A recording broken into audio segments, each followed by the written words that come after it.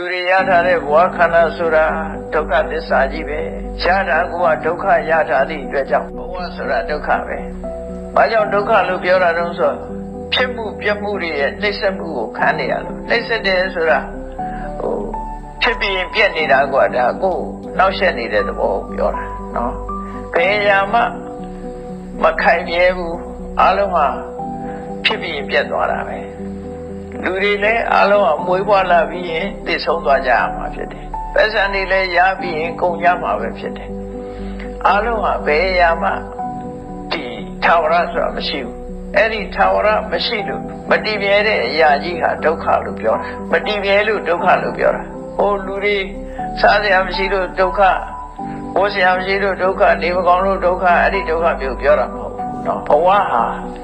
လုံးဝမတည်မြဲသည့်အတွက်ကြောင့်မတည်ငြိမ်တဲ့ဘဝကြီးဟာဒုက္ခပဲအဲ့ဒီဒုက္ခဘာကြောင့်ရလဲဆိုရင်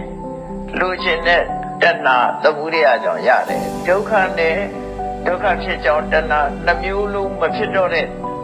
နေရာဟာနိဗ္ဗာန်ပဲဖြစ်တယ်